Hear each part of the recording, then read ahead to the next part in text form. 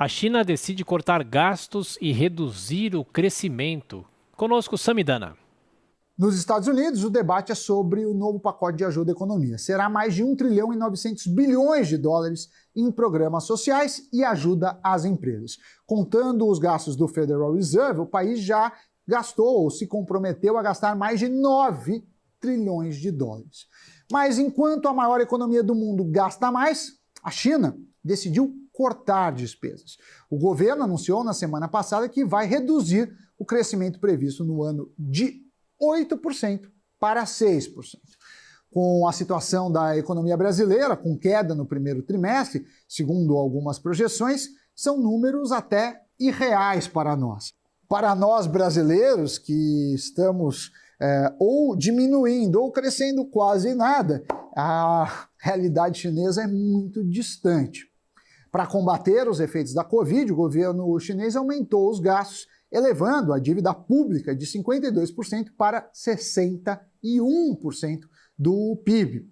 É alta para um país emergente como a China e também para o Brasil, lembrando que a nossa aqui está na casa de 90%.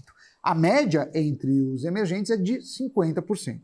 Estava previsto que o endividamento chegasse a 70% do PIB com a economia mais forte, mas o pé no freio dos gastos deve reduzir a alta da dívida pública em 3 pontos percentuais. E não será feito apenas o corte de gastos. O governo chinês planeja também uma reforma da Previdência. Como é o caso de vários outros países, a China enfrenta um envelhecimento da população e vai elevar a idade da aposentadoria. Não é o primeiro grande pacote de reformas econômicas chinesas numa crise. Depois do estouro da bolha imobiliária dos Estados Unidos, isso em 2008, o país fez uma série de mudanças na economia, preparando o salto da última década. É muito falado que em 10 ou 15 anos a economia chinesa possa superar em tamanho a maior economia do mundo, que é hoje a americana. E esse é o pano de fundo da disputa entre os dois países e que levou o ex-presidente americano Donald Trump a iniciar uma guerra comercial e que perdeu forças quando a pandemia apareceu. Enquanto os Estados Unidos foram mal ao lidar com a doença, a China foi bem.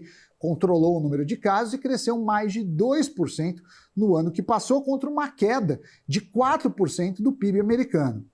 Politicamente, a ditatorial China não é exemplo para nada, muito menos em liberdade econômica. Mas levando em conta a opção de aumentar ou não aumentar a dívida, não é difícil adivinhar qual estratégia vai dar mais certo no médio e no longo prazos.